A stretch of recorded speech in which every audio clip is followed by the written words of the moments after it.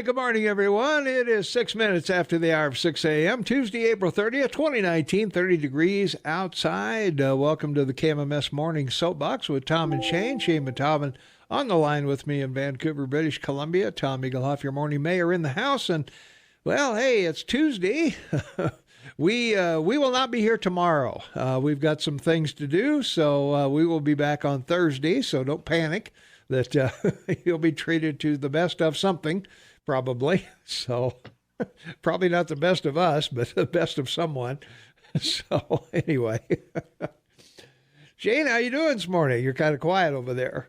Oh, I'm just quiet because, I'm exhausted. Are you? You're exhausted? It's starting to get to me, Tom. I'm not overwhelmed by it. I'm just exhausted now. Okay, man. I feel your pain. It's tough getting up in the middle of the night and going to work, isn't it? Oh, no, that doesn't bother me. I'm full of vim and vigor, as they say, at my age especially. Yeah. No, I just find it just incredulous that your country finds themselves in the middle or at the beginning of a presidential campaign, and they still haven't figured out, what the heck's going on, with Crazygate. Well, that's true. They haven't.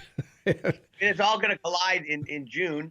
You got the investigative general's report out on the FISA court. You got the Mueller report, and then all of a sudden along come the debates, and Sleepy Joe is going to be like in the middle of the pack. Yeah, well, we'll see. Our poll question today is: will Joe Biden be the candidate? And yes or no? Yes, he will. No, he won't. So I don't know. I this is such a convoluted group. I'm not sure where the country's going. Yes, it's so true. It is. I think we all know where the country's going. It's going up. Well, the economy's expanding. I mean, 3.2% growth in the first quarter is huge. The numbers for unemployment are just staggering. Everything you read now that's about the economy is there just aren't enough workers. Yeah. And so, I think that everything's moving forward and certainly improving. But, it was interesting because when Trump ran in 2016, they all tried to tear each other apart, the 17 Republicans. So, now let's see what the 20 Democrats do. It's going to be fascinating. Well, I think they will. They're going to have to do something to set themselves apart from the others, and that's the hardest part, and one of the ways you do that is whoever's more radical, whoever gets the most attention, in the media is going to, float to the top. So let's take a quick, exactly right. Let's take a quick look at our Gallup Valley weather because, it was spitting snow when I came in this morning, but we're looking for snow showers. Probably starting right about now. Your commute into town maybe have a little spitting snow in there. There's about a 65-70% chance of snow and tapering off probably around noon or 1 o'clock. 36 will be the high today, 18 the overnight low, 47 tomorrow and mostly cloudy, no chance of precip, 28 overnight low, 49 and PM showers on Thursday. 49 will be the high, 27 will be the low. And weather starts to look a little better as we go through the week. 58 on Friday, 33 the overnight low, mostly sunny. And then Saturday up to 59 degrees, 34 the overnight low and partly sunny. And Sunday, 59 degrees and partly cloudy also, but no snow or rain or anything predicted for any of those days. And we're 50s for the rest of the foreseeable future. So we're getting there close to spring, Shane. We're getting there a little bit at a time. I hate to give you a heads up. Everyone else is in the spring, Tom. Oh, okay. Well, getting close to spring is not really not good, really okay? not really good. No, you're getting closer to summer now. Yeah, okay? right. Yeah. That's that's that's the 21st of June. Yeah. Well, that's like that stupid groundhog. 6 more weeks of good weather, or six more weeks of winter. That's the middle of March for us. Who cares what that stupid groundhog sees? We're going to be up to our ears in snow in March anyway. So, It Well, doesn't really. between now and the 1st of June, we have great weather normally in Vancouver. It was 70 degrees here yesterday and sunny. It Yeah. was beautiful. All right. But once June comes, we call it January Ah, because all it does is it's cold and rainy. It's cold and just rainy and really nasty and snows, huh? not a good month. Not a good month to be in All right. Vancouver. Well, I will get on your case then, because Yes, I will try to remind you how you're enjoying your summer and we're not. Okay. Okay, sounds good. Well, on this date in history, 1789, George Washington took office in New York as the very first president of the United States, and I believe he was elected unanimously. In fact, he was by the Electoral College, Yeah. and as your president pointed out, was the only president to appoint 100% of the judges in the United States legal system, and so he was number one, baby.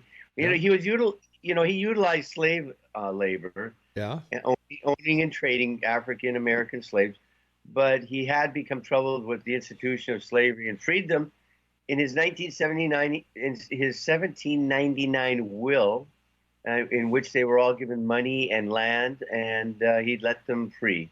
Wow. They were individually written up with rights of freedom.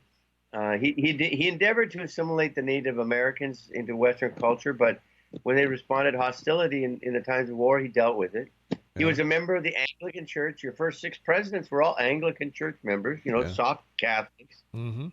And he was a Freemason.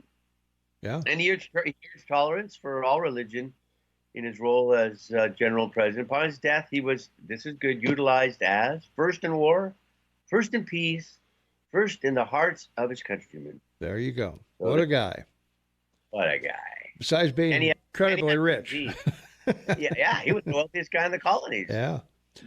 1803, on this date, the United States purchased the Louisiana Territory from France. 15 million, something like that. 5 million. I forget what it was exactly, but That's right. And the interesting thing is it was called the Louisiana Purchase because of, well, at the time it was not called New Orleans, but the large port at the end of the Mississippi. And that had been named Louisiana by the French. So they took that, to represent the entire territory. It's interesting because the Louisiana Purchase did not include Florida. The U.S. happened to get that later. So that's a interesting aspect of the whole issue of the Louisiana Purchase. all right. And in 1812, Louisiana became a state. So just a few years Right. later, 9 years later. And the rest of the territory was named, Missouri. Yeah. And we talked about Missouri, the territory Missouri. where land was Mhm. given away. Yeah. And yes, Louisiana was important to the Americas because of the Mississippi and the port. So they rushed through Congress its statehood because they didn't want anyone to attempt to take it away from them. There you go. 1859, it was the worst of times, the best of times. The Tale of Two Cities by Charles Dickens was first published in serial form in a literary magazine. That's right. Quite a story. That he was one of the first people in England that, as you said, did a weekly serial from April to November of 1859, and he published a book in 1859, and it sold so well he had to come up with another one, which was equally as successful. Great Expectations, Yeah. and we that was on our reading list as kids. You and I. Yes, both. it was. Yep. And Wonder why didn't he come up with the Tale of Three Cities? Well, because this was about London and France, the French Revolution, I and got a you. doctor moving back and forth between the cities. Yeah. So his opening line, they say the most important line in the book is the first line. Quote, "It was the best of times, it was the worst of times, it was the age of wisdom, it was the age of foolishness. It was the epoch of belief, it was the epoch of incredulity." Credulous. Incredulity. I can't. Blah, blah, blah. It was a season of light. It was a season of darkness. It was the spring of hope. It was the winter of despair. We had everything before us. We had nothing before us. We were all going direct to heaven. We were all going direct the other way. In short, the period was so far like the present period that some of its noisiest authorities insisted on its being received for good or for evil in the superlative degree of comparison only. Sorry about that reading this morning, folks, but You better quit while you're ahead. yeah, two things important about it. Longest sentence at the beginning of a book in history. Already people don't want to read it because they can't read the words. I know. And very relevant to today. Okay. Well, let's move on to something easier. 1900, Hawaii was organized as the first U.S. territory, or as a U.S. territory, not the first, obviously, but we and eventually became a state, but many years later. Well, and that's why as a territory, it's a fascinating story because of how long the United States had it. Mm-hmm. I mean, this isn't like all of a sudden yesterday they found an island in the Pacific and they made it a territory because it's one of those things. They only have let's see, they have 2 members of the House and 2 senators, so that's not too bad, and mostly a Democratic state, and it's considering the size of the island, 1.5 million people with a medium household income of $77,000 each. So there you go, not bad. Wow, not bad at all. We got to take a quick break, but from our text line 478-8298. Some Joe Biden slogan ideas. Joe Biden 2020, grope and change. Joe Biden 2020, the hands-on president. And Joe Biden 2020, he is behind you always. So there you go. Ooh. Those are some bumper stickers that you'll see on vehicles in the coming weeks or days or whatever. So, all right, we've got Montana News and Agriculture. Got to take care of our farmers, ranchers, truck drivers, cab drivers, and everybody else out there, and all of the other stuff that goes on. So we'll be right back with, and we've also got the Headwaters Livestock Report as well. So stay tuned, and we'll be right back. 24 minutes after the hour of 6 a.m. It's Tuesday, April 30th, 2019, 30 degrees outside. Jane and I will not be here tomorrow. We'll be back on Thursday. We're taking a day off in the middle of the week to some personal business going on and all that kind of stuff, but we will be back, so don't panic. Right, Jane? Not me. Not me, baby. I'll just be doing research for everybody. There you go. That's the man. 1939 on this date, the New York World's Fair opened. Big day in New York on that day. One of the early World's Fairs, actually. Yeah, and incredibly successful. The first one was in England back in the 1800s by that famous, German prince of Queen Victoria. But these were great times, these World Fairs, because of the technology and invention and imagination of the future. And people flocked to them. They were hugely successful. Yeah, there was a lot going on in the 30s. The automobile, telephone, airplane, television, TV. Up, everything was in its infancy. The movies, the talkies, and oh my. It was just an age of amazement. It was, yeah. 1958, the American Association of Retired Persons was founded in Washington, D.C. The AARP, as us old-timers refer to it, I guess. It's an amazing minority in the United States with 38 million members, as you said. Yeah. 61 years old. And a couple of things that are fascinating about this is it's a 501c nonprofit organization. They have staff of 2,250 people, and they have revenue of $1.6 billion, which they get as fees from their membership. But the one thing I find fascinating about it is that its fraud watch was put together by a fellow by the name of Frank William Abagnale, which you and I, Junior, will probably remember. He was American Security Council, known for his background of former con man, check forger, and imposter between the ages of 15 and 21. And, they did a movie about him. And he ended up becoming one of the most notorious imposters, and, flew planes when he wasn't a pilot. And he ended up being a consultant to the FBI after he left prison. And so they hired him to put their fraud watch together. I like that part of the story. All right. Hey, Well, they say, hate the sin, love the sinner. That's right. There you go, buddy. You got it, doctor. Yeah, the Dr. Mayor you become. 1970, President Richard Nixon announced the United States was sending troops into Cambodia. Didn't go over well with the public. Did not. Yeah. He had promised to get out of the Vietnam War, and then he extended it. And it actually went in secretly into Laos as well, because the Ho Chi Minh Trail ran through Laos and Cambodia. Right. And so he thought that would work towards negotiating the end of the war. And to some degree it did. He went in, came out, did what he said he would do, and, tried to end that war as best he could. Yeah. Well, in 1975, the South Vietnamese capital of Saigon fell to communist forces, and that was the beginning of the end, although we did sign a truce later on, but That's right. That was kind of the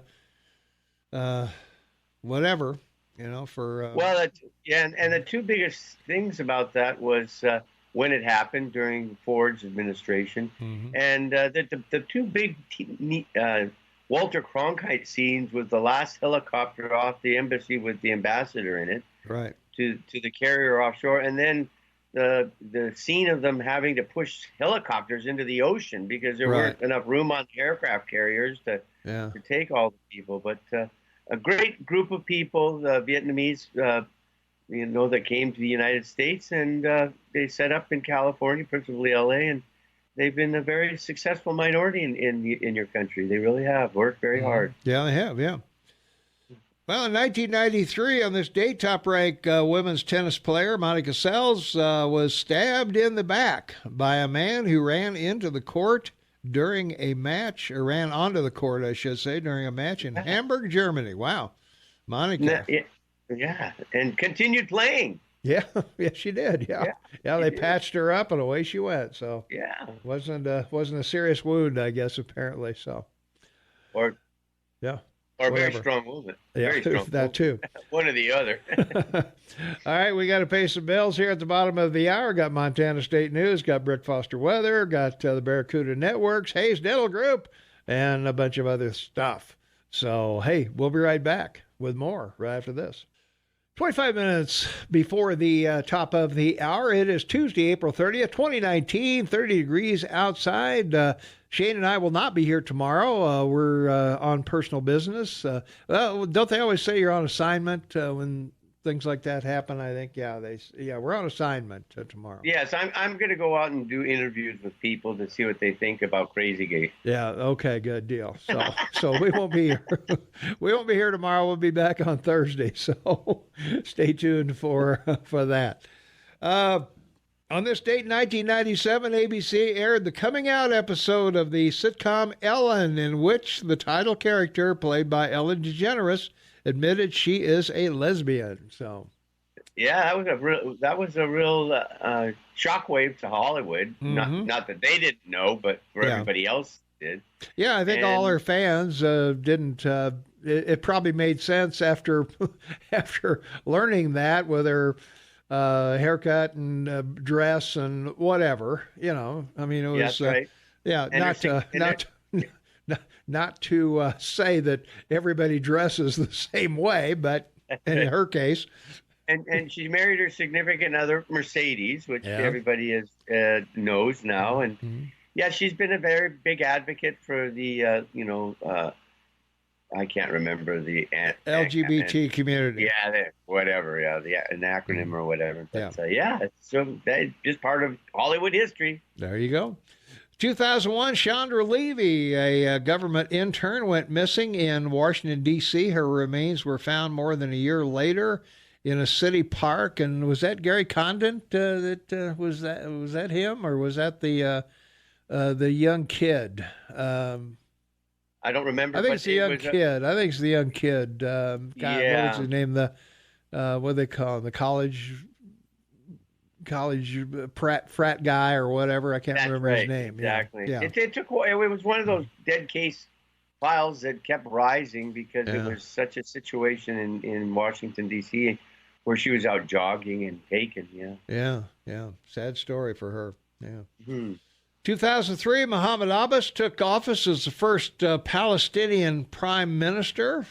So that's right. He was preceded by, or he was, he was under Yasser Arafat as prime minister, and 83 years old, and party is the Fatah party. Mm-hmm. And it's amazing, he lives in the West Bank and hasn't been very reasonable with his negotiations with Israel because of his determination that the West Bank belongs to the Palestinians. So it's one of those situations where you can't please anybody and you're trying to please everyone. Yeah. And it's hard to come to grips with that in those kind of negotiations, as we all know. Well, that's true. Yeah, I don't know that negotiation ever going to happen. Every president since I think Truman's tried to do it, but absolutely hasn't ever worked. So, well, in 2005, missing Georgia woman Jennifer Wilbanks, the so-called runaway bride, turned up in Albuquerque, New Mexico. That's right. Yeah. That was a great story, wasn't it? It was, yeah. Yeah, a couple movies made about it and whatever. It was kind of funny, yeah. And in 2009, on this date, Chrysler filed for bankruptcy protection. Of course, that was from the Great Recession that we had back then. We bailed out Chrysler, bailed out GM. Ford chose to go it alone, and Chrysler eventually was sold to a foreign country company rather. And Mercedes, and then it was a real toss around as a company, with. And I don't know if GM still owes us money or not. Billion. Yeah, exactly. It was a remarkable company. I mean, in 2014, the last year of its revenue was $83 billion. Yeah. And, it's 77,000 employees, so it wasn't like a small company. Mm-mm. But they just couldn't keep up with the Asian invasion of cars. And, Lee Iacocca came in and tried to save it, but he left and it didn't survive. Survive.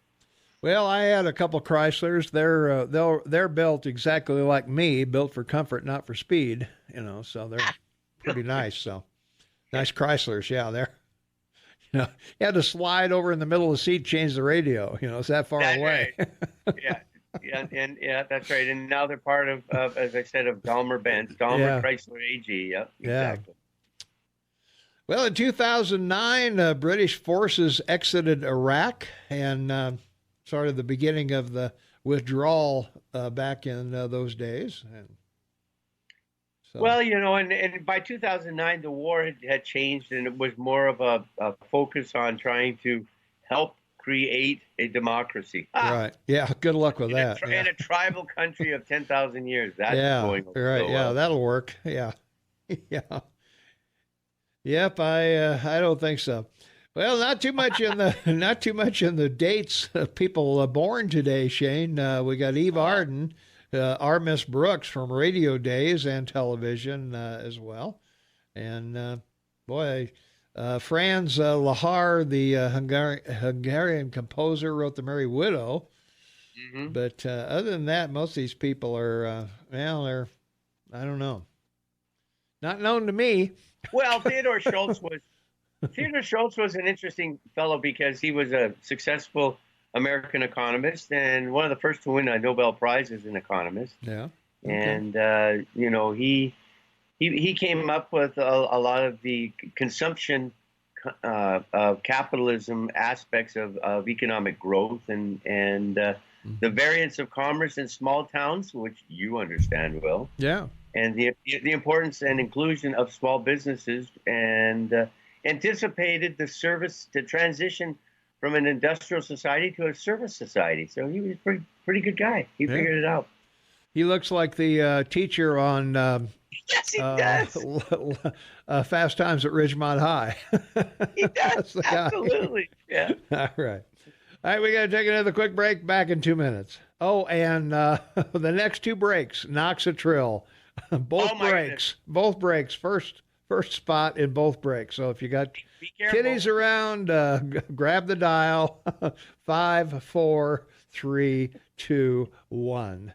16 minutes for the top of the hour. It's Tuesday, April 30th, 2019, 30 degrees outside. Shane Madaman on the line with me from Vancouver, British Columbia. Half man, half amazing. Tommy Goloff, your morning mayor in the house. And welcome to the KMMS Morning Soapbox. Our poll question of the day, will Joe Biden be the Democrat candidate? Will Joe Biden be the Democrat candidate? Go over to KMMSAM.com and vote, or your smartphone, AM 1450 KMMS. And if you're not on our app at AM 1450 KMMS, why not? Get over there. Get signed up. You can also message us from the app directly. Right next to Listen to Us, there is a button that says Message Us, and you just hit that, and it sends a message right over to us. So that may be quicker if you're on the phone from doing the text message at 478-8298. So check it out. Either one will work. So, well, abortion. Shane, we just can't get rid of it. I don't know what's going on. The Montana Supreme Court has upheld a ruling that allows 2 advanced practice nurses to provide abortions in the early stages of pregnancy while they challenge a law saying only doctors and physicians' assistants can perform the procedures. District Court Judge Mike Menahan a year ago blocked the Montana Abortion Control Act as it applied to nurse practitioner Helen Weems and an unidentified nurse midwife. The state appealed on several grounds, including arguing that the nurses did not have standing to challenge the law. Montana Supreme Court, in a 4-3 decision Friday, upheld the lower court's ruling, saying medical providers have standing to challenge laws that affect their patients. And it cited a 1999 ruling in favor of the physician's assistant who sought to overturn a Montana law that said only doctors could provide abortions. So there we go. So let's keep the death toll rising, huh? With this whole thing that's happened in the last 2 months about the Democratic Party and infanticide, this decision in your country is shifting very quickly by the public. It's moving away. Well, I think it is, but I don't know. It seems like there's no court in the land that speaks for the innocent. What's the deal? Yeah. I mean, come on. Well, I mean, there's 3 votes, but one of them's pretty hard to get a yes from or a no from. Right. I think probably most of them would say, no, I don't think so. Yeah, I don't think so. Yeah. Exactly.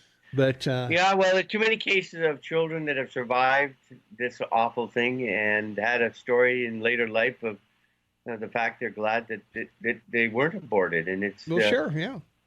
That's the hardest thing to cope with if you're pro-abortion.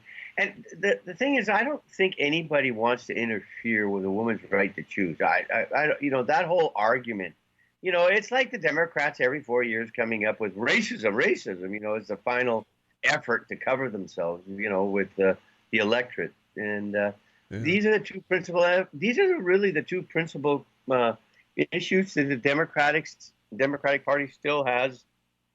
To defend, that's pretty much it. Mm-hmm. They don't really have much else. Well, unless you're at a Biden rally yesterday with 400 people. I mean, the big rollout with 400 people. Wow. From our text line, 478-8298, I propose a new law. Very, very late term abortions for liberals. I mean, real late, I guess. Like even well into their 70s if necessary. So there you are. Well, I don't know about that. That may fly in the face of some laws that we have, but anyway, that's may not make it through. But yeah, we all have feelings about this. Rape, incest, things like that. There's the mother's health is at risk. Sure. The baby may have an issue. A medical issue. Yeah. Sure. Yeah. Well, I think that healthy children should be brought into the world, and the people responsible should take personal responsibility for their actions. It's not a get out of jail free card. I mean, I got drunk and had sex, and with my girlfriend, so I'm going to take her down to the clinic and make her climb on the table. So what's the deal? And for the most part, with the exception of some countries, this is one choice that is free for everyone about having children, and it's like apparently it's a case of just bad education and not understanding what's involved. It's it's a very sad thing. It is. Yeah. Well, we've got to take another break, and of course another Noxatril. So it's the first spot. So we're back in 2 minutes right after this. 7 minutes for the top of the hour. It is Tuesday, April 30th, 2019. 31 degrees outside. I don't know, Shane. Ethos and Noxatril together, I threw up in my mouth a little bit during that 2 minutes. I don't know, man. I tell you, who said radio's not your best entertainment? That's right. Know, man. That's right. There you go. Yeah. I don't know, man. I sit here and cringe through these things, I've emailed. I've said, "Hey, this is inappropriate for the morning." The dog set on my science projects is fine. The car won't start. That's fine. But this, what are we going to do for the rest of the evening? Well, let's break out the Noxatril. Yeah, like they didn't have something better. I know. Read a book. Watch TV. Yeah. Take a night class. Do something. Yeah. God. Show some awareness. Yeah, there you go.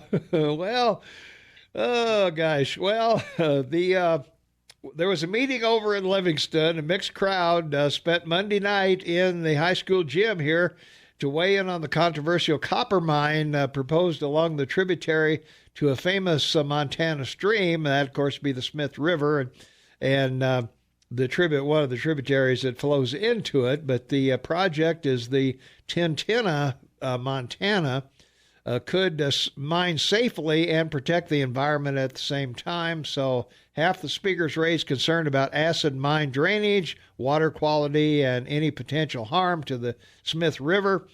We think the risk is not worth the reward for one of the most precious streams in Montana. And the other half talked about the potential economic benefits, and they said they thought the company behind the project could mine safely and protect the environment. So, well, my feeling about this after what happened with Galactic in Colorado, and that massive collapse of their cyanide dam that polluted Colorado, all the tributaries of the Colorado River all the way to the Rio Grande. So it's one of these issues that is a very difficult one, because truly from an environmental point of view, heap bleaching is not very good. Yeah. Well, we see a lot of that with the gold mining, the arsenic, all of that. Of course, I'm not sure about copper mining. I'm not a mining expert by any chance, whatever. But it's tough. So, yeah. Well, and I'm pretty sure I haven't looked it up. I should, but I'm pretty sure it's a hard rock operation. So I don't see any great danger in that, because most of what they would take out would have to be taken away to be processed somewhere else. And well, they did. Maybe a caller can call and tell us if it's hard rock or heap bleaching. Yeah. They did a draft environmental analysis in March. They found the underground mine wouldn't significantly harm the environment, significantly being the operative word, I guess. Well, that's right. Yeah. How significant is not significantly? Well, and then the ore that holds the copper, the problem that you have with it is that when it comes in contact with fresh water, it produces cyanide. It's not not a good thing. Yeah. Yeah.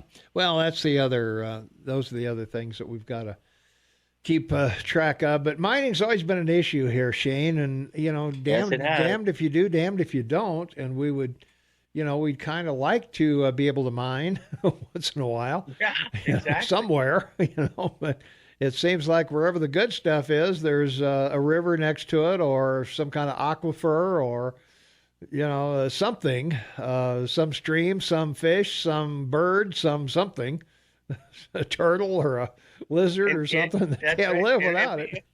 That's right, and we're a commodities-based, country, Right. For our economy, and we constantly are dealing with these issues with environmentalists and trying to hold up any development of our commodities or metals and in industry. It's one of the 21st century issues, and it sort of gives you an idea of where this Green Deal may take you. Right. Because if you think that mining is a problem with environmentalists, where will they start on that about getting rid of cattle and cars and oil and it's one of these things. You can see how it'll go. All right. Well, we're getting down to the bottom of the hour here. Coming up at 7 o'clock, we're going to be talking with Kevin Maxwell. He's with Providence Mental Health here in Bozeman. So we're going to talk a little bit about mental health with all the shootings and everything that have been going on around the country and around the world, I guess. You have to wonder, these people always seem to label themselves something or other. But, the one label I think that fits is that you're mentally ill. And, exactly. I mean, it just seems to. Let's see, from our text line, 478-8298, complaining about abortion on a show selling sexual enhancement. Can you define irony? I know. We have no clue what we're doing. Good call. That's a good maybe the text of the week. I don't know. Yeah, that's right. Arsenic leach mining has been banned in Montana by the voters in the 2000s. It is a hard rock mine going in near White Sulphur Springs. So there's the answer to your question. Yeah, I thought it was hard rock. Yeah. So it'll be a hard rock mine. So there we go. So, all right. We're getting up to the top of the hour here, about 20 seconds to go. And we'll be back. As I said, we're going to be talking with Kevin Maxwell of Providence Mental Health. Jeff Krauss is in this morning. Jeff will be in at 8 o'clock. So we'll be chatting with him as well. And we'll even try to get in the 5 things you need to know between the mental health and Jeff Krauss. So we'll see how that goes. All right. I got to go out and let them in. And so I'll be right back after the news at the top of the hour, Montana State News, and Brooke Foster weather. Stay tuned. A lot more to come. 6 minutes after the hour of 7 a.m. It's Tuesday, April 30th, 2019, 31 degrees outside. Tommy Goloff, your morning mayor, in the house. Shane Taubin on the line from Vancouver, British Columbia, my co-host from Canada. And we want to welcome Kevin Maxwell to our microphones this morning. Kevin, how are you? Good, thank you. Yeah. How are you doing today? Doing good, yeah. Kevin is with Providence Mental Health, and before we get into what Providence Mental Health is, can we get the elevator pitch on Kevin Maxwell? Well, Kevin Maxwell, 2 years ago, joined his family, or about a year and a half ago, joined his family up here in Bozeman that's been here for about 30 years and been in the Gallatin Valley and has made quite a presence here. So it was only a matter of time before I raised my children and was able to make the move up here, and we decided to raise grandchildren up here rather than in California. Well, that's the better choice. That's a good choice, isn't it? Most of our listeners probably agree with that. So my son was he was serving at the Pentagon for the Secretary of Defense as a chef. Wow. Okay. And when he finally unplugged from that duty station and decided to go out into civilian life, that was our choice. Where are we going to land with the grandkids? Yeah. Well, good. Well, we're glad to have you here. And as I said, you're with Providence Mental Health, and we've been hearing about this a little bit lately. There's been some news here and there on your operation, and so you're a new mental health resource for the Gallatin Valley. So, what inspired the creation of this? What's the genesis of Providence Mental Health? Well, Providence Mental Health is an extension of our family's efforts to improve the lives in the Gallatin Valley. And the discussion for Providence Mental Health actually started back in 2005, when we realized that there was, and we know this now, that it's pretty common that there's a lack of services available for families, specifically for children, adolescents, parents, and the family system. There's a lot of nonprofits here that do a great job, and a lot of entities that do a great job, but they don't quite have the ability to do actual real in-depth treatment with families to make a change within their families. Yeah, I think, and aren't people somewhat reluctant with a family member to accept mental illness in a family member, or, that they're eccentric, maybe they're just strange, they're different, they're whatever, but in your heart that they need help, but it's kind of maybe a stigma or an embarrassment on the family to reach out and say, hey, we need some help here. Well, when it comes to mental illness and mental health, those are two different things, but mental illness throughout history, those were members of the family that were kept out of the public eye, right? Yeah, or put into institutions because we didn't know what to do with them. And it was somebody is truly mentally ill within a family.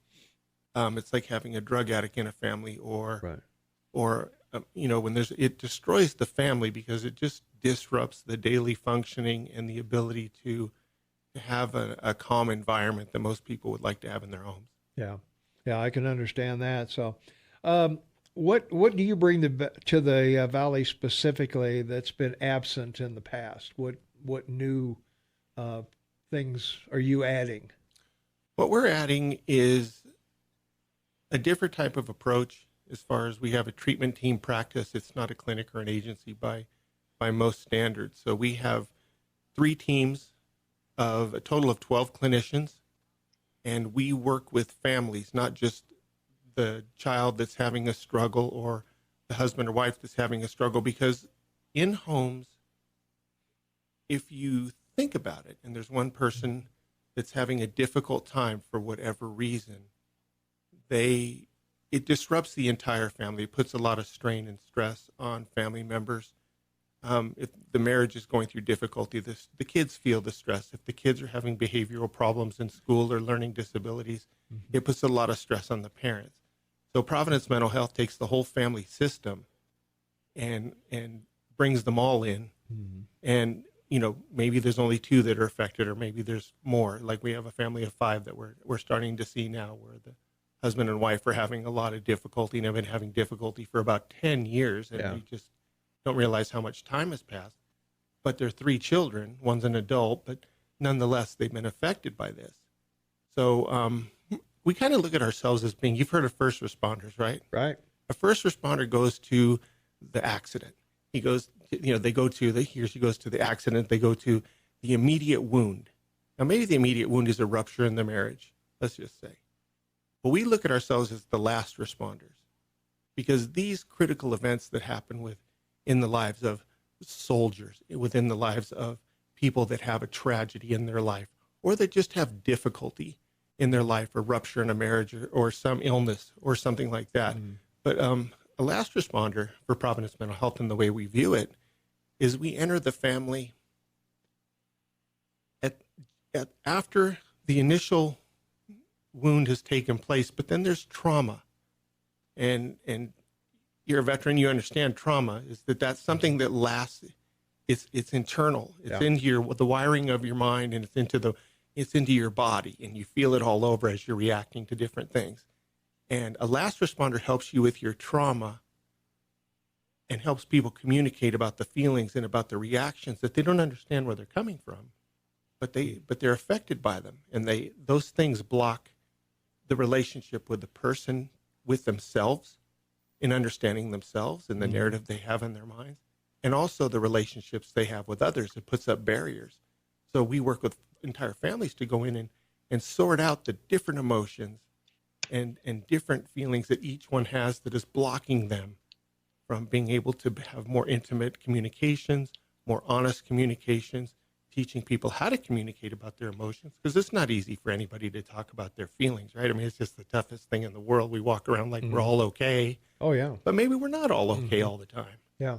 Yeah, I think the definition of confusion may be between mental health and mental illness, that there's, one is, I guess, as you were talking about emotions or feelings or things like that, that you can either get over or find a mechanism to deal with them and keep them at bay, or the mental illness, which is really more serious, that Right. there is something something wrong, and a person could be a danger to themselves or to others.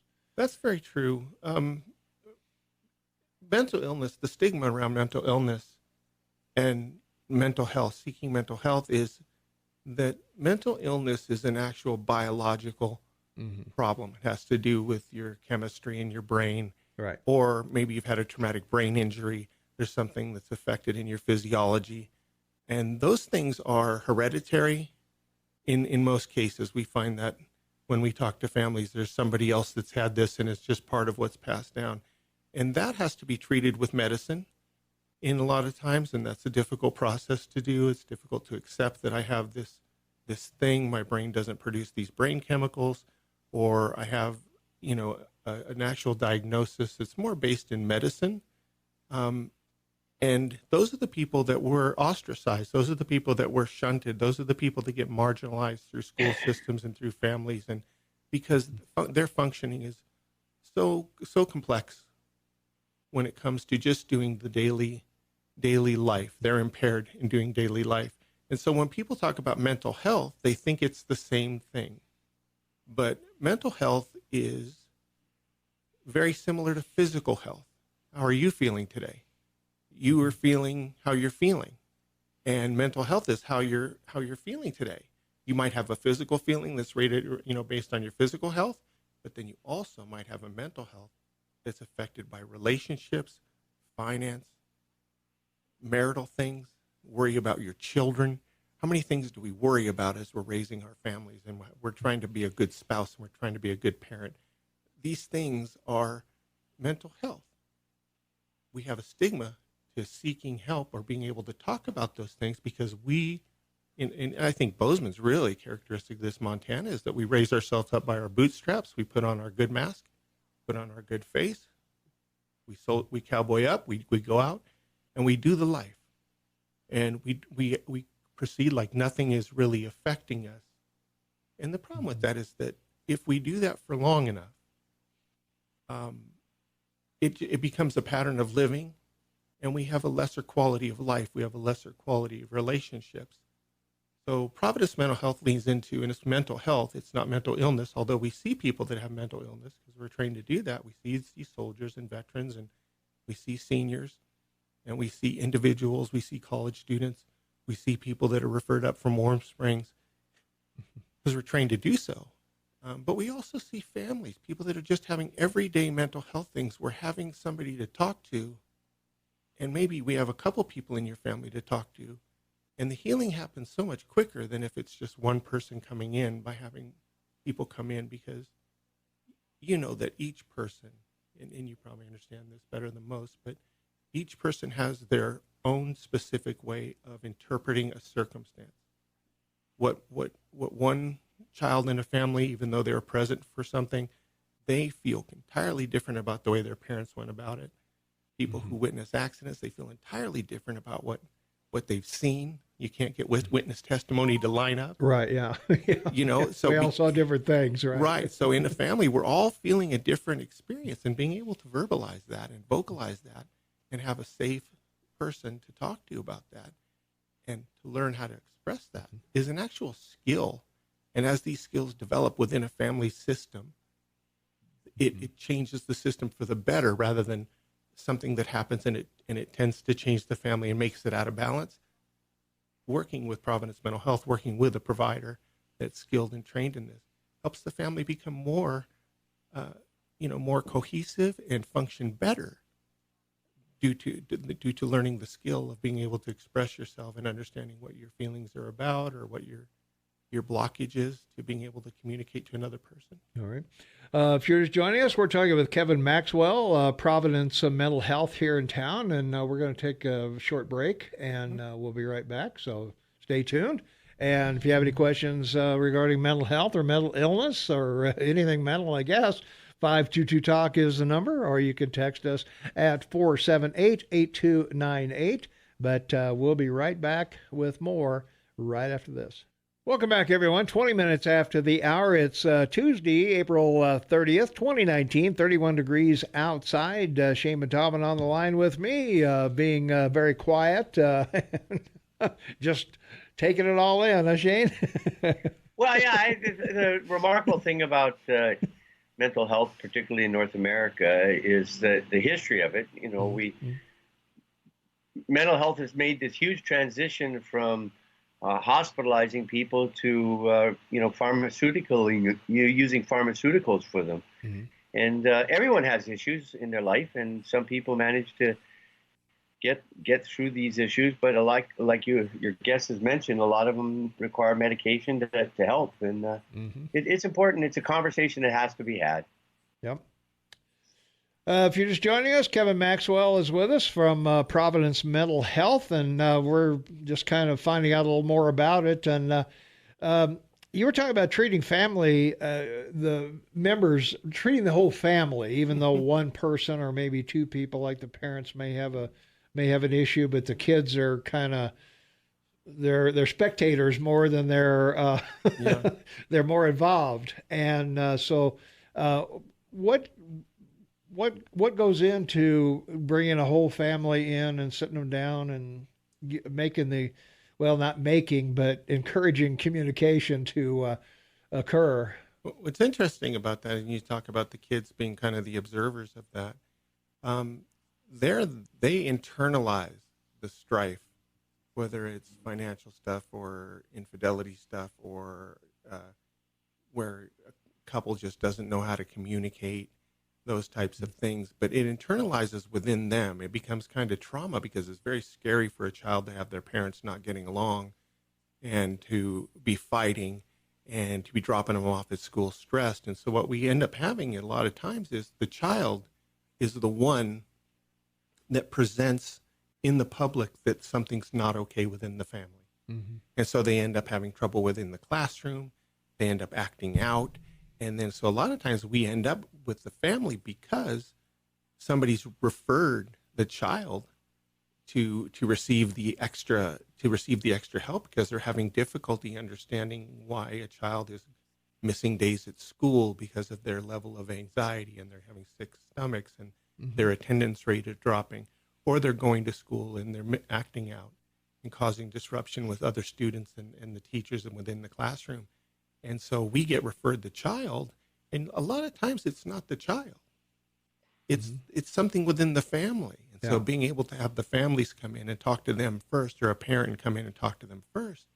Mm-hmm. And when people finally come in that maybe they would just soldier on, and you find out, how are things going with you?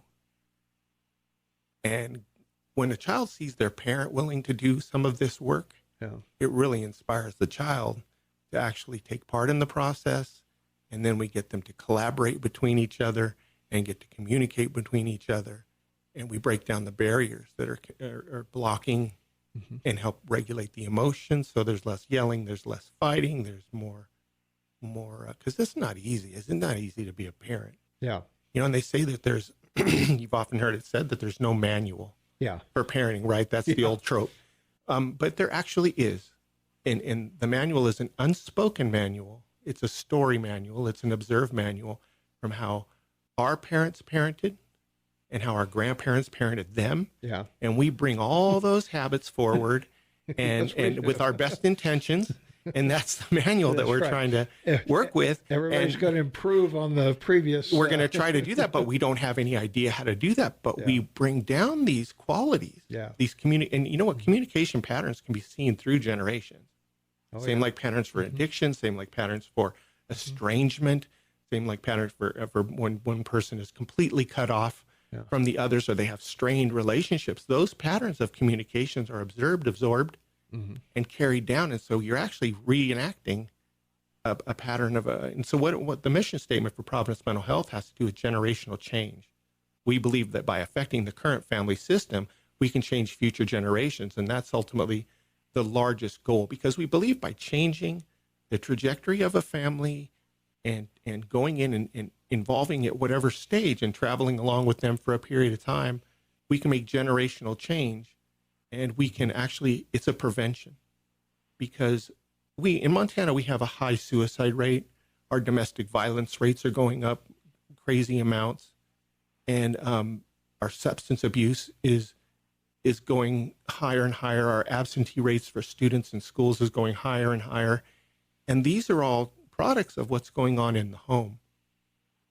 There is actual mental illness. I heard our friend in Canada talk about that, but that's a biological thing where people have medication. Very few people actually need medication. They sometimes just need somebody to talk to, somebody to relate to, somebody that understands the bigger picture of how things were the previous generation and how they transformed and became the current generation, and how those patterns can be identified and changed. Because we all want to do better than our parents did. Isn't that the goal? I would say so. Yeah. So Kevin, I was going to say we got a caller waiting, Shade. Let's do that, and then we'll get to you. Caller, you on the air? What's going on? Good morning, gentlemen. Thank you very much for talking about this subject. I have what used to be a very close friend who has suffered through cyclic mental illness for well over a decade. And I tried to help him get help through the different mental health resources in this valley. And the reason I'm calling is because through all of this assistance, this person still suffers extremely bad cyclic upheavals and hasn't been properly diagnosed yet. I've seen him on dozens of different drugs, which just haven't helped. And then, so the question is, how do you go about properly diagnosing, and what kind of time frame would you expect? And then the second part of this is, what kind of costs are we talking about?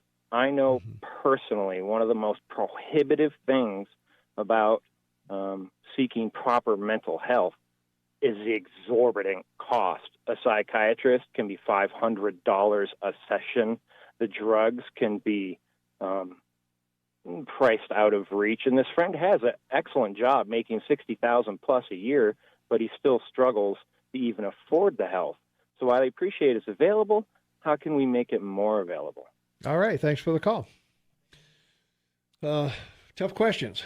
Yeah, but Providence Mental Health is actually set up to do exactly to fill that gap from what was previously here, where there's a lot of waiting lists and there's a lack of access.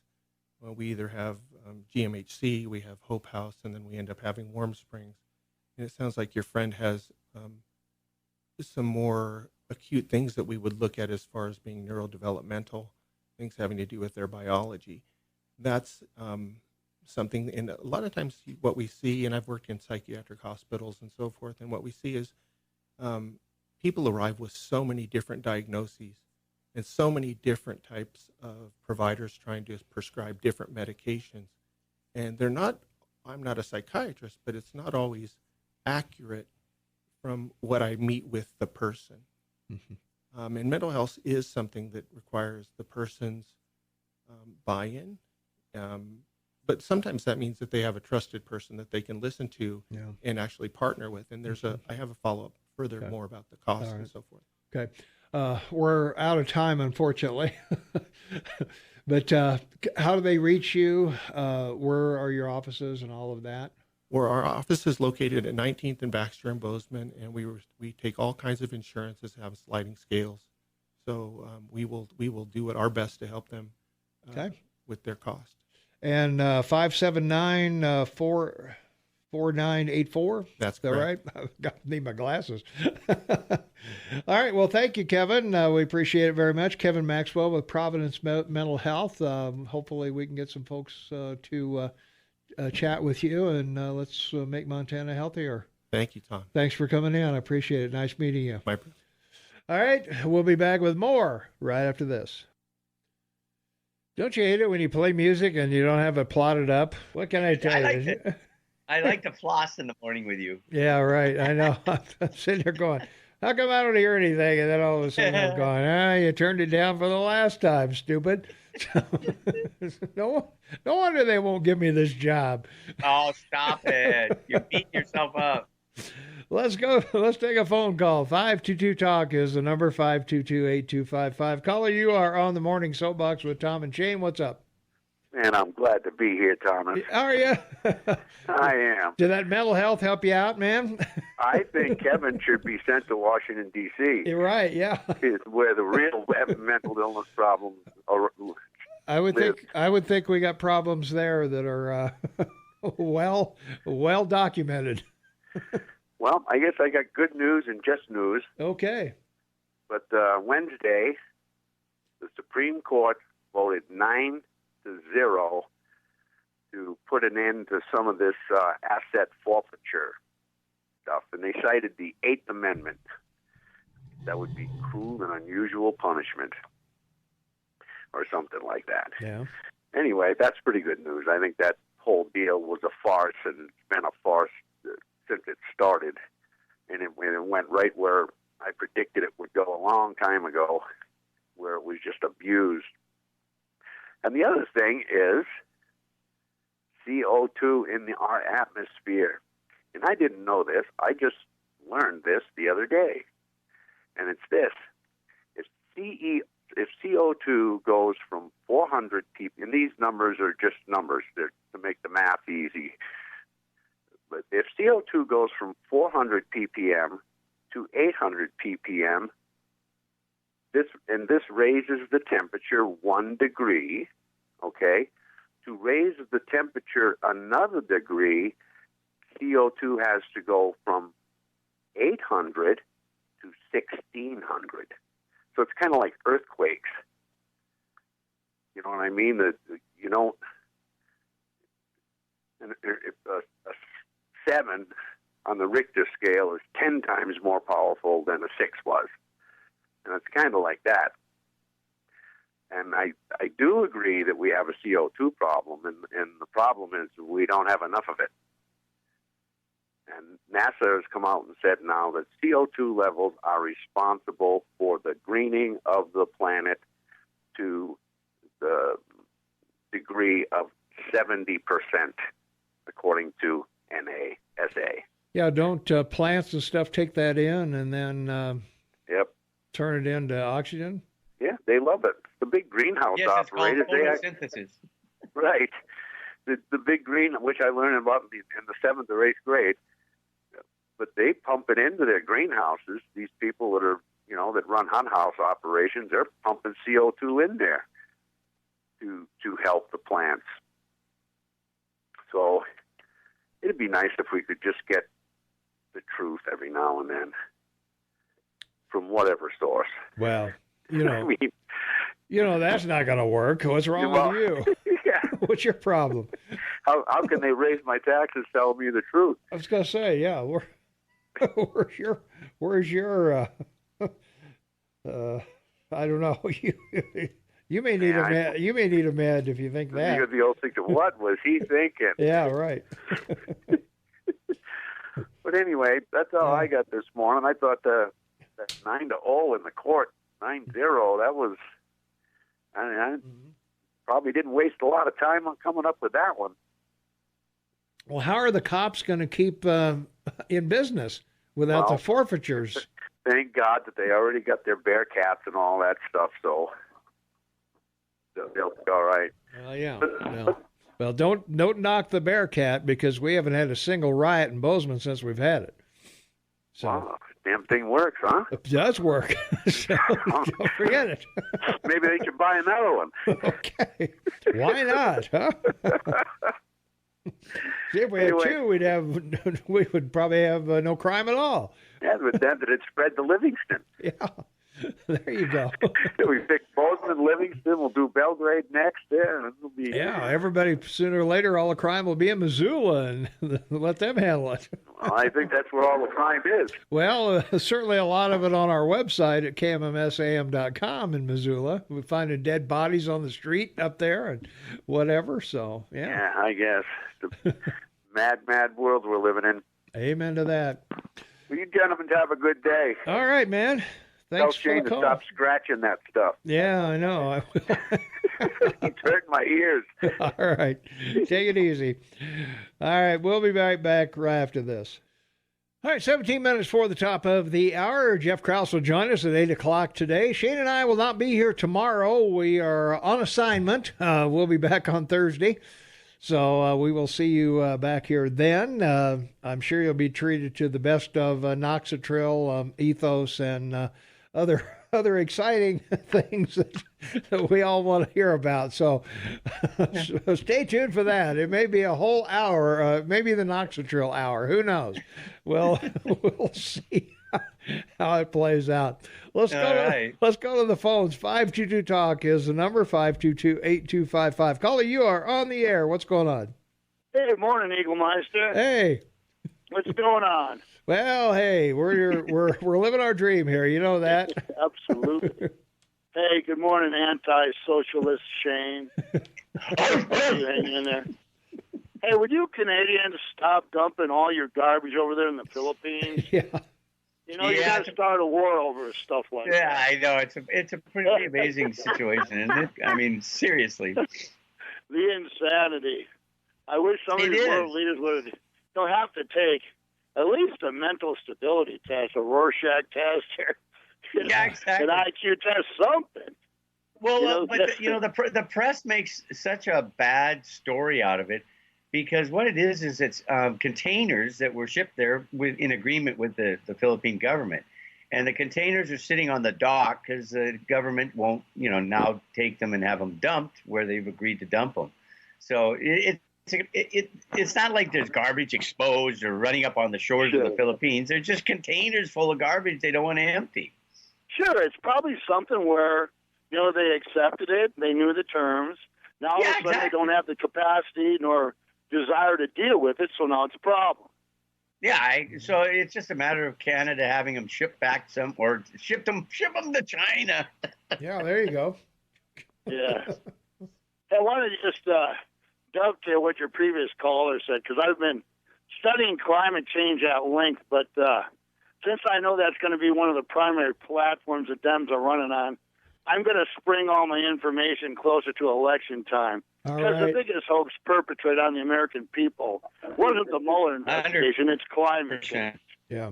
That is the biggest farce there is. But just to comment on what your previous caller said, what he's saying is absolutely right.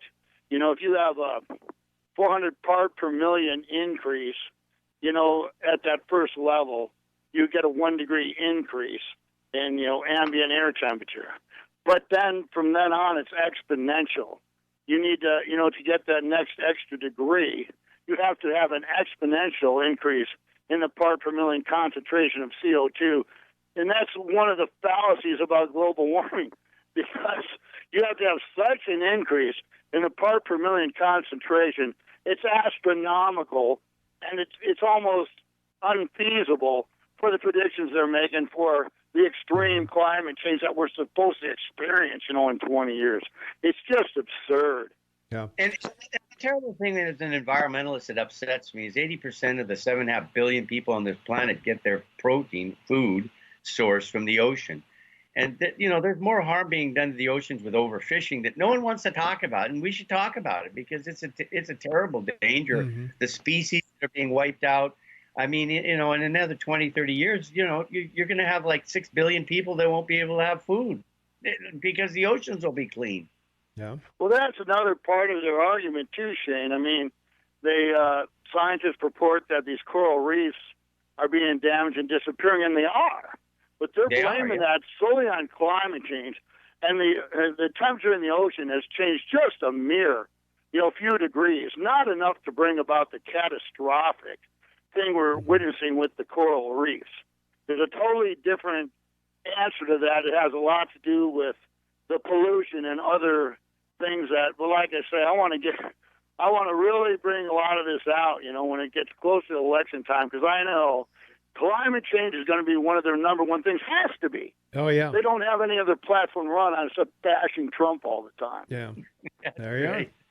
I mean, what does that tell you guys? Well, If obviously, they must think their most effective strategy for winning in 2020 is to defame and kind of, bash Trump. And that's got to be what they consider the most effective strategy, because that's where they're putting all their eggs in their basket. well, they think they'll bring the independents that voted for Trump back over to them, but pretty hard to point out anything economically that he's done wrong. And, No. He's had a lot of successes, and also the Mueller report, they were counting on that to sweep him in on 2020, and now they've got to go back to the drawing board and say, oh, okay, I don't know, yeah. Have you reiterated so many times, Tom? They better start getting a game plan together for 2020. That's the answer, Something man. other They than- got to do something there. Yeah, go get them. They've got a whole bunch of nothing right now, and they don't have much time. But that's pretty much what I had today, gentlemen. Okay. Have a Thank good you, day. good sir. Thanks for the call. All right, 522-TALK is the number. Caller, thanks for waiting. You're on the Morning Soapbox with Tom and Shane. What's up? Hey guys, this is Aaron. How you doing? Good, Aaron. How are you? Good. Well, kinda. I'm kind of wishing there was some damn climate change. Kind of cold and snowy out there, isn't it? Jesus. I'm looking out the window. It doesn't look nice. Yeah, these left wingers are going to have a hard time with their. It's a existential. I'm talking like Shane today. Yeah, I know. There's a big catastrophe coming with climate change. You're going to have a hard time convincing Bozeman, Montanans of that, I'm pretty sure, because we're all kind of rooting for it. I'm leaving my car running tonight. I want to know what's the downside to climate change?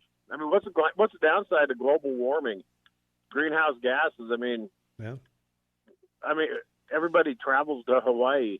Well, Montana used to be a tropical paradise in what dinosaur days, they tell me. I don't know. Yeah, I mean, what's the downside to being warm? I mean, stuff grew, I guess. Dinosaurs ate something besides each other. Yeah, I just haven't heard anybody talk about the downside. Oh, the oceans will rise. But, they say you can stick, if you made a city the size of Texas, you could stick everybody in it. Well, that's what I've heard too. With 1,000 square feet to run around in, you could put every person in the world in Canada or in Texas, and and you have room for them. Yeah. So I don't see what the problem is if the oceans rise. If we only end up with the whole country besides California and New York are gone. Yeah. It's just Montana and the Dakotas and Texas.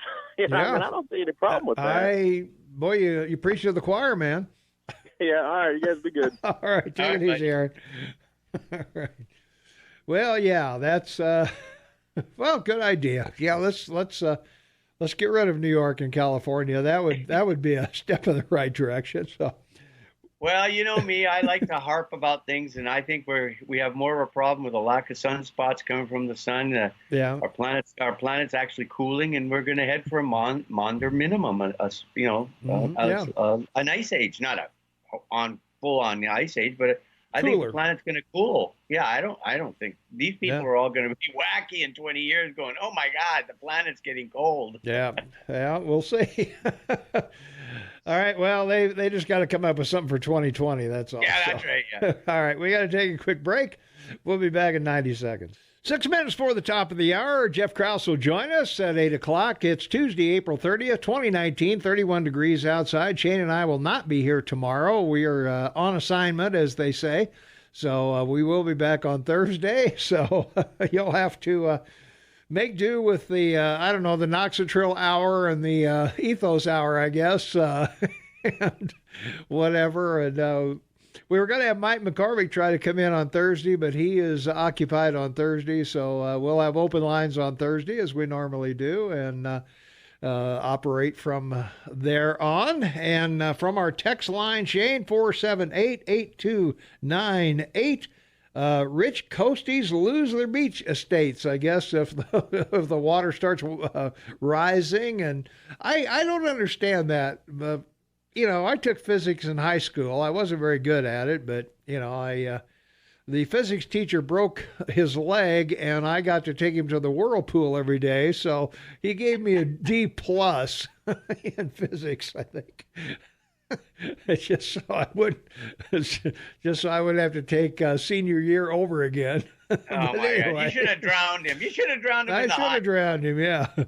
But anyway, I was thinking to myself, if you fill a glass full of ice and then you fill it full of water, when all the ice melts, tell me when the glass overflows exactly. Yeah, that's right. It doesn't work that way, right? Yeah, because all of the Arctic ice, there's no land mass at the top of the world. That's correct. Yeah, just Antarctica at the bottom. So we've got a giant floating ice cube up there. And it seems to me if the ice cube melts, then it's occupying more space in the water than the melting would fill. So, well, not only that, but the first time in like 20 years that it's frozen because of how cold this winter was. So, well, and that whether it is or it isn't, if it's frozen, if all of the ice is frozen in the more ice, wouldn't that raise the water? It will. It's certainly preventing it from rising. That's for sure. I mean, I don't know.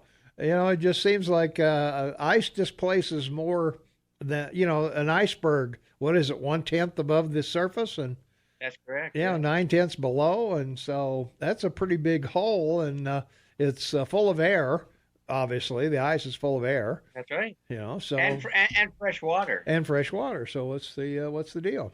So yeah, the biggest problem with ice melting on the north and southern polar caps is the additional fresh water to the ocean because it lowers the salination level. And that's the danger to it. Again, back to fish and all the life forms in the ocean, and that's what we should be talking about. That's really what we should be talking. Well, the other thing you were talking about, too, with global warming, that you see it as a replacement for foreign aid, that we'll be sending carbon credits to people rather than foreign aid. And who could be against that? Nobody likes foreign aid. Nobody likes sending money to our enemies. But, oh, my gosh, if we have to pay a fine for our terrible management of the planet, who could argue with that? That's right, because 75 years ago, the Marshall Plan issued in the idea of foreign aid to help other people. And, it was a great way to convince the American people to, redistribute wealth that they had to other countries because they should help everyone. Now, and then, that became such an issue in the 80s and 90s that, as I believe, the Democrats came up with this whole concept of carbon credits. And, we talked about this when your ex-vice president under Clinton started this whole idea in 2020, him and the bankers in New York were setting up in Chicago, a board of trade for carbon credits. They had it all set up with Obama and the Clintons to formulate a carbon credit exchange. And it didn't happen, thank goodness, because that's what it would have been, convincing the millennials that they owe the world. Yeah. Well, and, it's a perfect plan because who could be against it? Who could be against saving the planet? Come on, Shane. Oh, yeah, I mean, exactly. Geez.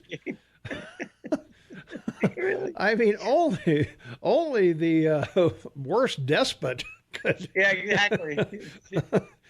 Like in the life of the planet, we've been here like for 1 minute. Yeah, right. Something like that. Anyway, yeah. So that's pretty remarkable. So I don't know. We'll see. So let's get on to the 5 things you need to know on fake news. Here we go. More fake news. All right. Well, Trump sues the Deutsche Bank, Capital One, to thwart House subpoenas. So right there, your introduction is fake news. Okay. They're trying to come up with another story to tag your president with. Yeah. And when he became president, he transferred control of the organization to his children. Yeah. He has no direct interest in it or its operation. His children do. Yeah. And it's the Trump organizations that's filed this lawsuit, not President Trump. And, so now they're going to run this story that it's Trump doing it when it's his kids and the organization that are doing it to protect their civil rights. And it's a sad commentary when you just continually see, the media trying to come up with some kind of story like this. I understand that. Well, I don't see how you can dispute the story. The source is the New York Times and the Washington Post. Yeah, that's true. Oh, I'm so sorry. Yeah. Jeff Krauss is running a little late, but he is going to be here, so we'll continue on with the 5 things you need to know after the break. Shane and I will not be here tomorrow, so can put that in your appointment book, and we'll be back on Thursday. So stay tuned, and we'll get to Jeff Krauss as soon as he gets here. So we'll be right back. All right, welcome back, everyone. 6 minutes after the hour of 8 o'clock. It's Tuesday, April 30th, 2019, 31 degrees outside. Shane and I will not be here tomorrow. We're on assignment. We'll be back on Thursday. And Shane, what's up? Well, but before we get going with Jeff, good morning, Jeff. Good morning. I just want to, me, I like to make my calls. Of course. So one of the things we didn't get to on 5 things you need to know today is that Rod Rosenstein submitted his resignation effective May 11th. Right. So my call is he's turned. He's made a deal with Barr. He's turned. He's going to, he's going to be the big guy that turns on everything that happened with the dossier and the FISA warrants he signed. And that's going to be the real thing that rocks the government in the U.S. is that Rod Rosenstein will be the Department of Justice and your Attorney General's major witness to everything that went on in the last 4 years against Trump. There you go. That's it. All right, let's go, Jeff. Wow. So he's going to be the smoking gun about the conspiracy. Yeah, he'll be the John Dean of this whole crazy gate issue. Wow. That's really interesting. Okay. Well, I kind of thought he was just DUN done. Yeah, he was done. No. Remember how they dealt with the guy from the FBI and they fired him on his last day so he wouldn't get his pension and everything, right? Yeah. So you can bet the deal that he made with Barr was, number one, I won't be indicted and I won't go to jail. And I won't lose my pension. Yeah. And I won't lose my pension and all my benefits. You bet. This is going to be good. All right. Well, I'm not convinced yet. So I'm not either. Yeah. Yeah, I think he's just going to the dustbin of history. I don't think so. We'll see, though. Well, he's going to when is it? May 11th he's done? May 11th, yeah. He's gone. Okay. All right. Let's take a phone call. 522-TALK is the number. Caller, you are on the air. What's going on? This is Clint. Clint, how you doing? Really, not worth a damn. I hate this damn snow. Well, welcome to Montana. You've been here for 70 years. What do you expect? What do you mean 70? How about 84? Okay, well, 85? I was being polite, Well, Clint, just don't hang up your snowshoes, okay, buddy? You got to get to the garbage can. Yeah, well, they're out there hanging in the garage. I got 2 pair of them, one for the wife and one for me. There you go. Anyway, I called. This is kind of off the subject, but you had a guest on earlier talking about a psychiatrist. Yes. Mental health. Yeah, we're talking about mental health and mental illness. Yeah. Well, I got an idea. I got to tell you something here. If there's anybody out there who needs some help mentally, come to the Four Corners Cafe about 9, a little after 9 o'clock in the morning. And there's anywhere from 3 to 12 of us. They'll solve all the problems. We discuss the world problems. We discuss child care. We discuss everything. All right. And you know what the best part of it is? It's free. It's free. They won't even buy their coffee. Wow, there you go. Hey, that's a switch, ain't it? Well, if you make it later, I'll come down. Well, that's okay. I need help.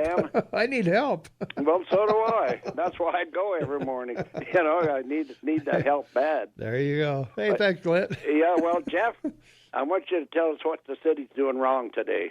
Okay, well, we didn't have a meeting last night, so we did something right. Well, good. Yeah. Good.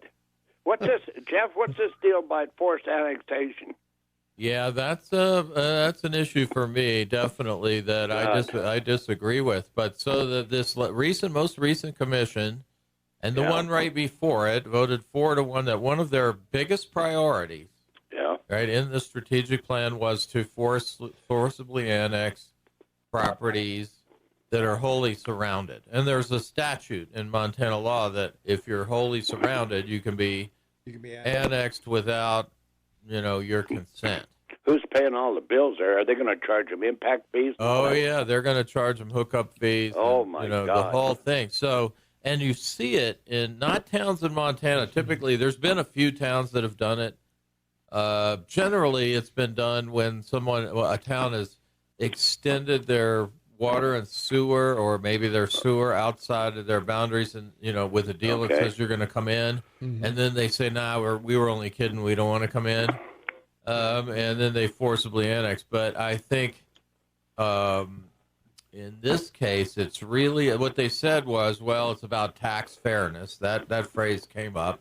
It's unfair that you drive out of your driveway and then you're on a city street that you don't pay for. Well, I drive a block or two and I'm on a county road that I don't pay for. I don't think they understand that we don't get taxed for county roads. Yeah. The county road levy is one that's only applied outside of the city limits. Well, the city dwellers, they drive on county roads. Yeah. Sure. Yeah. State roads, whatever. It's like Peter Pay Paul there. Yeah.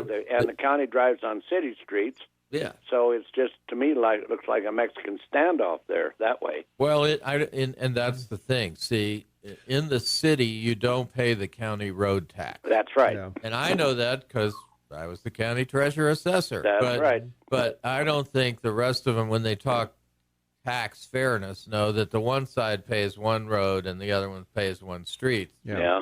But then they talk so yes, there would be it would cost a lot of money to run the sewer and water down Western Drive. How much would it increase the tax base if you did that? I don't believe it would do a thing to the tax base. I mean, there would Not be a much small increment. All the houses that's in this here are paying county taxes and not city taxes, right? Well, they're not paying city taxes. Okay, then they'd have to pay city taxes, right? But they'd still pay county taxes. That's right. You pay both. Yep. Just not the road or the library levy. Yeah. Well, I'm not for that at all. I think people should be left alone. Well, will this come in one bill, Jeff? I mean, will they get hit with an impact fee and a hookup fee and SIDs if there are any in the area, or any other fees? I mean, are they just going to get a bill for like $5, $6, $10,000? And I think they'll have to have some kind of phase in, but I would expect, so you wouldn't be subject to the road impact fee because you're already driving on the street. So the street impact fee you wouldn't get. But you would get the water and sewer hookups, the water and sewer and fire impact fee. Electricity. And yes, you probably already have that, but you'd be... Well, there's no city or county electricity. I guess that's true, yeah. And then there would be, in some areas, like along Durston or Babcock, there's an SID payback district. Right. So, bam, you'd get that. Mm-hmm. I think it could be $6,000 to $15,000. Yeah, I do. That. How many dwellings are in this place that you want to force annex? I don't know how many dwellings, but there are.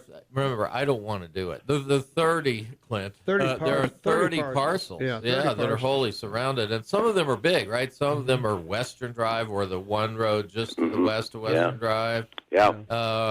Valley Drive is another one. Yeah. So they'd be substantial. Yeah, well, I figured that. But I sure hope that, the legislature can make all kinds of bills and all kinds of laws that the governor signs. That doesn't mean that they're just. Or right. So, true, they're not, some of them are not just. And I look at it as the people, most of the people don't go over there to the legislature and voice their opinion on various different committees and bills, and they sit back and they wait for their legislators and senators of their community to do the job for them. But I don't see, there's something wrong here. The legislators, I don't see having meetings with their constituents. I don't see the senators having meetings with their constituents to find out what in the hell they want or need or don't want or need. Yeah. That their part bothers the hell out of me. Part of it is that we don't have very many contested elections anymore. You're either a red Yep, that's district right. or a blue district, and Yep. so you don't need to worry about what your constituents think. Well, right? you know, instead of me or you, Jeff, or Tom, or Shane, instead of us going over to our legislator and lobbying for what we want, what the hell's our legislators and senators that we've elected for? Yeah. You know what I'm saying? And the people themselves. I was going to don't- say Western Drive or Valley Drive. I'd be talking to whoever represents that area. Well, And, they should go to their county commission and ask the county commission to say Fight for it, ask yeah. us no, Yeah. to not Well, do Clint- this. Clint, I think you should call the ACLU because Oh, Christ. under Amendment 5, it says private property shall not be taken for public use without just compensation. I think you got cause here to claim it's unconstitutional. Well, that's the eminent domain clause. yeah, well, it's not public Yeah. use. It's Well, not that's public what- use. We're so- not, yeah, and see, that's why that was emphasized at this meeting 2 weeks ago, Clint, is that, well, we're not taking it, Yeah. right? But you are. You're taking 10 or 12 You are grand. taking it. Yeah, that's what I think. You're forcing it, and the Fourth Amendment comes into play there also. Yeah. And let's not talk about the loss of equity in your Yeah. property. That's right. And so anyway, And let's make it quit snowing out here. All or right. Quit black. But anyway, all those people that are having problems, we don't care if they're marital problems, child problems. Come on down. Come on down to Four Corners Cafe, have All right. breakfast, and we'll settle the deal for you. All right. We'll free of charge. Are you at Four Corners? Or are you the Country Kitchen? No, the country kitchen. Yeah. Yeah. Okay, I was going to say you're. Yeah. We're at Betty's. And, Nobody will know where to go. Well, Yeah. anyway, you know, I mean, it's $500 for a psychiatrist. Yeah, I don't know, man. Oh. There's more wisdom in you guys meeting there to give to the youngins than they have any idea of. Well, that's old guys have made this country. Now the young ones are trying to change it, and so we're looking here. We're looking at what's happening here, and we're saying, "My God, where's it going to go next?" Yeah. Exactly. Anyway, All right. I'll see you. We got to take a break. We'll be back in exactly 1 minute. Woo. 18 or 19 minutes after the hour of 8 o'clock. It's Wednesday. It's not Wednesday. We're off Wednesday.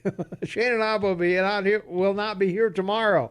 Tuesday, April 30th, 2019. We are here, and it's 31 degrees outside, and I don't know, man. I guess I'm ready for a day off in the middle of the week, Jeff. yeah, how about that? Yeah, you know, it's it is always, and Clint knows this as well as I do. It has always snowed in April. It's always snowed in May. And June. Well, June. Not often, but June is. we had that big snowfall in June that tore down half the trees in town and took till October to clear out all the mess a few years I ago. used to say that it snows every month in Bozeman except July. Yeah. And then one year it snowed in July. Yeah, I know.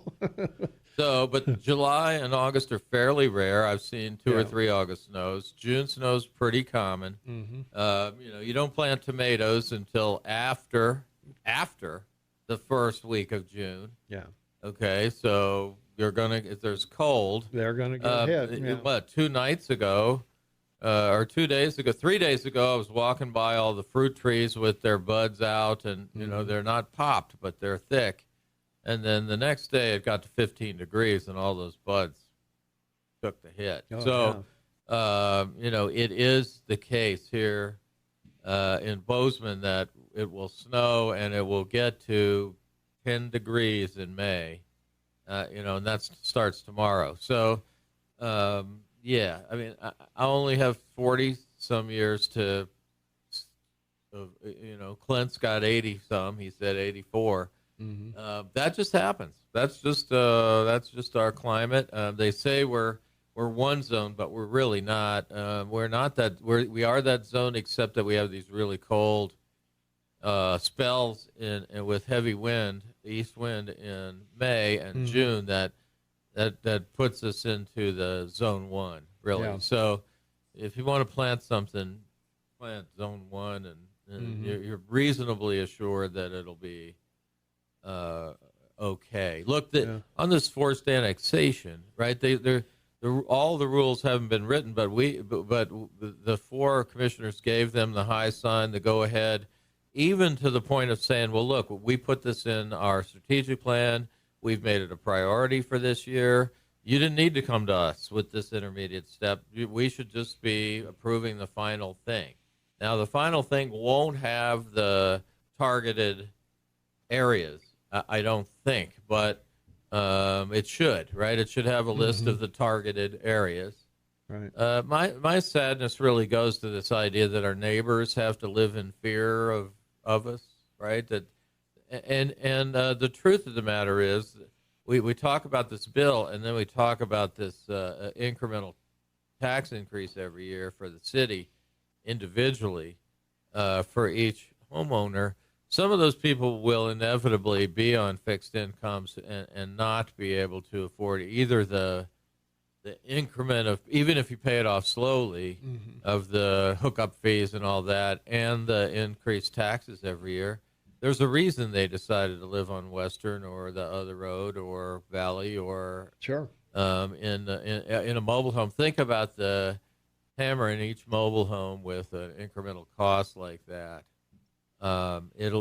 It's be scary. I don't understand why we're doing it, and the reasons, which are tax fairness, I don't believe that's applicable, and I think it goes against affordable housing. Right?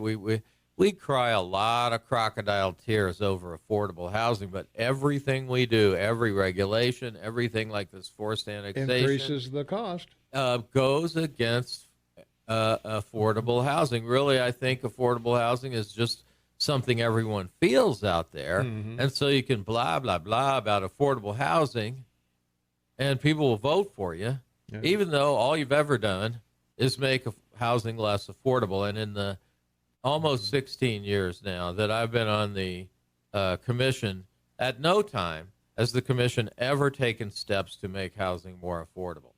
Ever. Not once. Talk a lot, but they've raised impact fees, they've increased regulation, they've slowed the application process.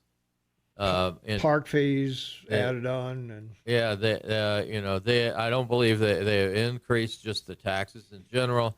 There's never been a time when we've made housing more affordable, and the proof's in the pudding, right? Oh yeah. Just take the 16 years I've been there and look at what housing prices have done, and they can say, well, that's just demand. Well, it isn't just demand, like it isn't just regulation. It's a combination of things, but the bottom line is it hasn't made housing more affordable. Yeah. One thing I've never been able to understand, Jeff, is that if I want to put in a subdivision, 30 houses, let's say, okay, I've got to put in all the infrastructure, all the impact fees are on me. I got to put in streets, I got to put in curbs, I got to put in gutters, I got to put in sewer, park. I got to put in a park, and all of that, and the impact fee of that is all on me, the developer, putting that in before I can ever lay out a house. So you just described the exactions, and then there's the impact fees, there are the application costs, and then there is the delay from the time you borrow the money to get the ground until that's a huge interest cost, because time is money. You, small business, an entrepreneurial expert, know time is money. Yeah. And so all of those things, and sometimes the interest is substantial. And I was talking to a guy yesterday who was telling me, the city came along and said, well, you have to do this, and it was $1,500 a unit. And the thing that people don't understand is you put another $1,500 on the purchase price of that. Yeah. That's all borrowed, right? Maybe Sure. $100 or $500 of it isn't borrowed, but most of it's borrowed, and then that's compounded, and so that $1,500 becomes $3,000 over the life of the loan, the mortgage. So you're not, it's added into your month. It's every time you change that monthly payment, you make housing less affordable, because it's really all about what you can afford a month. Yeah. Let's take a phone call. 522-TALK is the number, 522-8255. Call, you on the air with Jeff Krauss. What's up? Yeah, hey, good morning. Say, Jeff, you're the guy who probably knows the answer to this question. Shift gears a little on you to another subject. Okay. The traffic in downtown Bozeman, as the population growth here is getting worse and worse, and there's been some pedestrian accidents and a lot of interface stuff between trucks and cars and all of that. And I understand that Main Street is owned by the state of Montana. It's not a city-owned street. Several questions for you. One is, why don't we stop the truck traffic from going through Bozeman? Why isn't it pushed out to Huffine Lane and out to the interstate, other than local delivery? Is there a reason for that? Why hasn't the city done something about that? Well, I think you answered your question with the first part. So the Main Street is US 191, so it's not just a state road; it's a federal highway, and so as a federal highway, it's open to truck traffic. And well, why not take over the road? Why not? Exactly. Why don't they annex that road? Well, it is annexed, but it's $500,000 a year. Yeah. Wow. Is that what? And when you say that, $500,000 to whom for what? Well, so they plow it, they maintain it, they rebuild it, they take care of it. State, and they use federal money to do that. And so I should say that's not just Main Street. The state would love for us to take over Main and 7th. They because that takes $500,000 out of their pocket. I mean, adds it back to their pocket. That it might be 300,000, but it's some large amount, right? That it takes to maintain and rebuild and the whole thing over time. And so we've been pretty reluctant to take the cost of maintaining US 191 and North 7th. Well, couldn't you just take that portion that's in the city of Bozeman? I mean, on 191, you've got all the way out to Four Corners. You wouldn't have to take that. Well, the piece that the US 191 in the city of Bozeman goes from the East Main interchange, just west of the East Main interchange, all the way out to Cottonwood Road. Okay. So that is a pretty long stretch, right, to do that. Right. And and I that would be a very expensive. And where would people say, well, you could find the money somewhere? That'd be a very difficult thing in the general fund of the city to maintain that. We've got to take a break at the bottom of the hour. Okay. Do you want to hang on through the break, or you could call back if you want to? Let me call back. Okay, we'll release the one call a day from you because I know you got a couple other questions. Yeah, let's do it. Because remember, I don't think any of those involve semis, right? These truck pedestrian things haven't involved semis. Okay. All right, thanks for the call, and we'll look for you on the other side. All right. All right, we got to duck out here, pay a couple bills, do some stuff, and we'll be back. Shane and I will not be here tomorrow. We will not be here tomorrow. We're on assignment. We'll be here on Thursday, not Wednesday. Thursday we'll be here, so stay tuned for that. And we'll get our text questions caught up, too, when we come back. Hang on. 23 minutes before the top of the hour. It is Tuesday, April 30th, 2019, 31 degrees outside. Shane and I will not be here tomorrow. We are on assignment. We'll be back on Thursday. Let's go through, get some of our text lines out of the way because we got several of them. From our earlier conversation, climate change is based on junk science. And our text line, 478-8298. A fool believes Trump is not involved in the Trump organization. I have some swamp land to sell you, and doctors execute babies after birth. Yay! Liberals are getting together to spend on infrastructure. Nancy and Chuck are giddy. And book, Fire Your Shrink. We talked about mental health earlier. Are you permanently employed at the station yet? No, not permanently employed yet. If I'm here in June, that'll be good news. If not, well, I think they're going to make a decision this month. So we'll see. So if I'm here in June, you'll have your answer probably.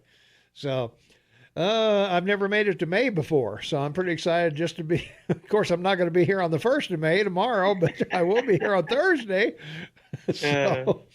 When we retire, we'll have to move away. What do you think, Jeff? Does that make sense to you? If you have to, when we retire, you got to move away from Bozeman because you can't afford to live here any longer? Yeah, I think that does. It doesn't make any sense to me, but I think I hear from a lot of people that is the case.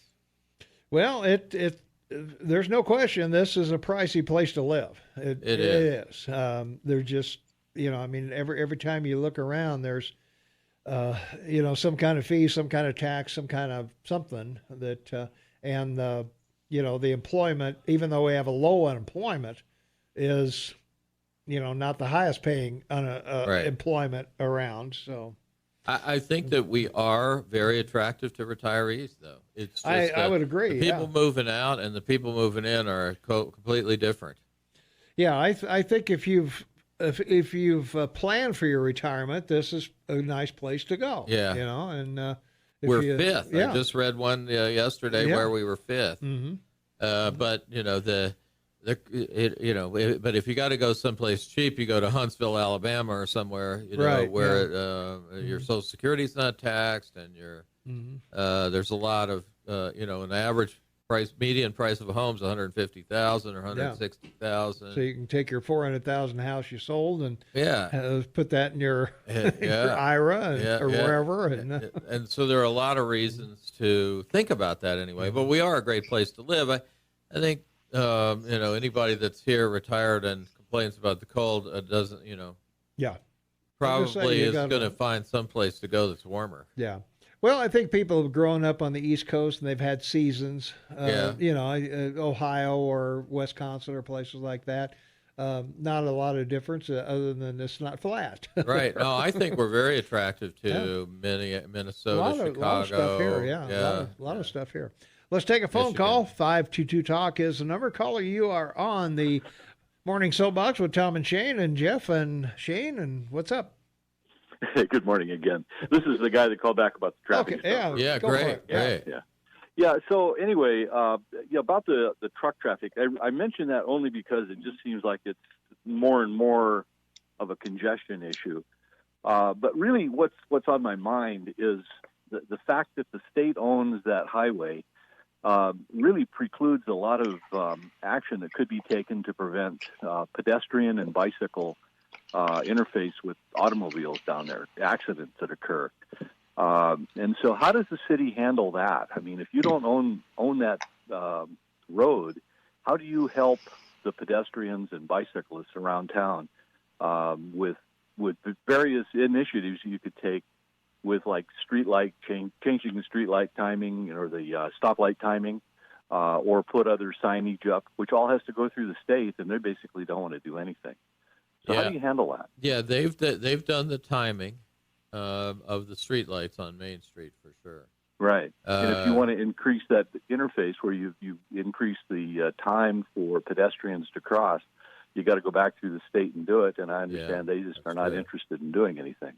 Yeah. Well, that's a negotiation. We meet every 3 months with the state, and probably regularly the staff meets with the state. So, we talk about it quite a bit.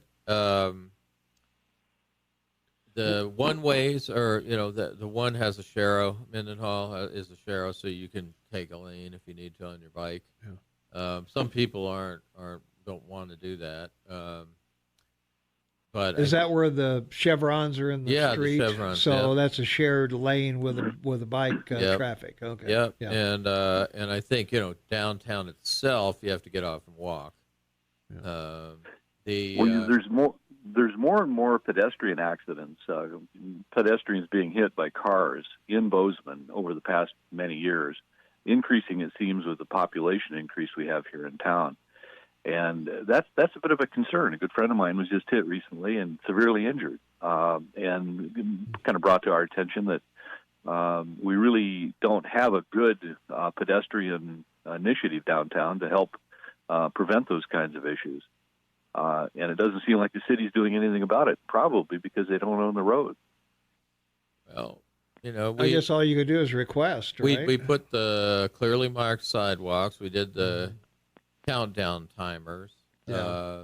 Those help if you're driving and seeing that, you've got 10 minutes, or not 10 minutes, but you got 10 seconds before the light's going to change, or 2 seconds. I sometimes wonder if it doesn't cause people to hurry up. Well, it probably does. Yeah, they probably step on it to get through there before I got it turns 3 yellow. seconds. Yeah, that could have been what happened there at Main and Grand. Yeah. Well, the other thing on the I think some of the stuff is telephone related. And of course, Yes, I agree. We don't allow that. Well, the other thing with the one-way streets, if you're turning right onto Mendenhall, let's say, coming out of the station here, or you're at a corner, you're looking left at the traffic, but there could be a pedestrian to the right of you, and you're just, you're not thinking of that pedestrian there, and they're starting to go across the street because the car's, down the street same away. signal that when you look to the left, the same signal that says, "Oh, it's okay for me to go," tells the pedestrian it's okay for them to go. Yeah, well, that's right. Yes, that's what I mean. You do have to look to your right. You got to look both ways on that pedestrian. one way, and not everybody does. I don't Right, think right. so. Or if you're So Jeff, do the city police have to monitor it, or do you have? Oh no, state police? the city enforces the. Wow. City enforces. But they don't. That's part of the issue. When I say they don't, they'd like to, but they're understaffed. They're, I think, short about 5 patrolmen downtown. So well, they write tickets all the time. I see them on East Main all the time. Yeah, they do. But that comes back to my original question: is why don't you stop the truck traffic then downtown? I just don't think the truck traffic is the issue, right? No, I the think it's collateral. thing, I agree with that. Yeah. Yeah, I think it's part of the issue. The semis typically, obey the law. Occasionally, you'll see one go through a yellow light, which, of course, as long as you enter when it's a yellow light, you're okay. But in general, I think, just like the one, it's a 16-year-old in a Dodge Ram or something on the corner of Grand and Main, and I can. The laws will only do so much. I mean, that's right. That was the case where someone broke the law, right? I think. Yeah. So, I don't know that that's the root cause, right? I don't think it is the root cause. What do you think it is? That semis on Main. No. What do you think the causes of the pedestrian incidents are? Oh, I think it's phones. Oh, okay. Yeah. So how do you fix that problem? Well, there's only tickets. You can only you can only write tickets. Yeah. That's about all you could do. Because it's already against the law to use a handheld device while you're driving. Yeah. But you can put that on you can put it on your lap with a speaker on, and away you go. Well, my truck has you just push a button on you push a button on the truck. But that's not But that still distracts you from what's going on around you. Or you can eat a. Well, is that legal to do that? Is to have your phone on speaker in the truck? Yes. Yeah, it's handheld. Yeah, as long as it's not handheld. Yeah. Oh. As long as you don't have it in your hand, then it's okay. Like if you're using Google Maps with a dashboard support with a phone, that's okay. Or your Bluetooth. Yeah. Yep. Bluetooth. Yeah. Right. That's what most people have is a Bluetooth support. Yeah. All right. Right. We got to take a break. Okay. All right. So, okay. Yeah. Hey, thanks for the call. Yeah. All right. We got to take a quick break. We'll be right back. 10 minutes for the top of the hour, and Jeff Krauss is in the house, 3-time mayor of Bozeman, and current city commissioner, and Shane Matobin on the line. Vancouver, British Columbia, half man, half amazing. Tom Eagleoff, your morning unelected mayor in the house, and so I everything that we do downtown has some consequences. I believe ultimately there will be some things that happen that slow traffic down on the one-way. Generally speaking, the traffic engineers tell me that will increase congestion on Main Street. Right? If you decrease the incentive to take the one-way, you will increase traffic on Main Street. So it's one or the other. But the first thing is to do no wrong, right? I mean, to not do no harm to the way Main Street functions now, because we have a pretty successful Main Street, and I think that the pedestrian safety thing, we've seen problems on the one-ways because people only look one way, and the same signal that would tell you, hey, nothing's coming, I can make my right-hand turn now because you've only looked down the one-way, also tells the pedestrian on your right that you haven't looked at that it's okay to cross, and so they're crossing at the same time you're turning. Right. So you must remember to look for pedestrians on your right as you're crossing the one way. You must, right? That is and so maybe a sign, on those roads that say, look, some of those roads will get stoplights eventually. Some of the streets will, I think, eventually get street stoplights, which will, again, slow the traffic on the one-ways, increase congestion on Main Street. Let's see. The proposal in the downtown plan to go to 3 lanes on Main Street with back-end parking, that would slow traffic, and I think that would make Main Street safer to cross. I think those are some things that are in the future. Do you have the ability to do that? Just if you decide that you want to put a center lane in there, no. It's got to be approved by the state. It's got to be approved by the state and the feds. Yeah. So there's a lot going on with our relationship with MDT with regard to 7th and Main Street. It's an awfully big dollar amount to just bite off, and could you just do? I don't know if they'd be willing to just give us, because you'd have to do Highway 86. You'd have to do that every year, and routes. you'd have to resurface it, maintain it, and do all the things they do with it, and paint it, and there's a lot. I mean, there's some right-of-way issues that we would love to have. To Cottonwood, to all the way to where you get on the off-ramp for Livingston. I mean, maybe there are some. Maybe we could shrink the size of that. There has not been. A lot of there over the years. There have been many suggestions to take that over, and I think when the city managers look at that and try to, what are they going to cut out of their budget to pencil it out, put that in? They've had a lot of trouble with that. The engineers have a lot of trouble with that. Fitting that into our street budget, that would be difficult. Yep. Yeah. All right. Let's take a phone call. 522-TALK is the number. Caller, you on the air. Just a quick couple of comments. I think some of the confusion on Main Street with pedestrians is they think when the light is flashing and the countdown is going, that means they can still cross the road there. And I've had pedestrians say it to me. He's like, no, I still have 14 seconds to cross here. And it's like, well, I thought a flashing red hand means you stop and let people make left and right turns at that point. So there's definitely some confusion there.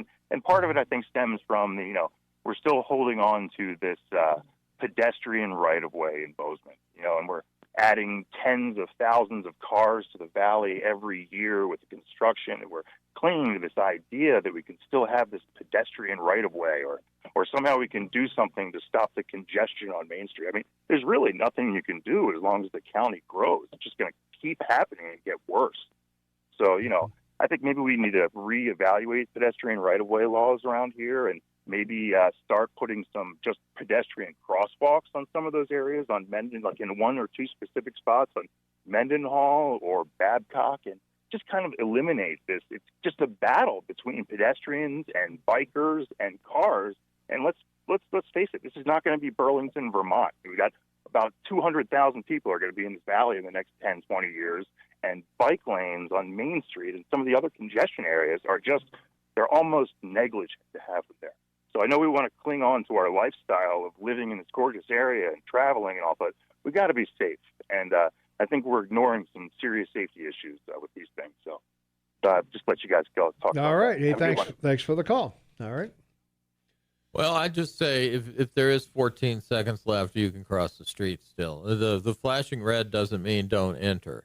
It means you only have a limited amount of time to get across. When it's red, it says you probably can't make it across before it changes. So right. Well, let's take another call. 522-TALK is the number. Caller, thanks for waiting. You're on the air. What's going on?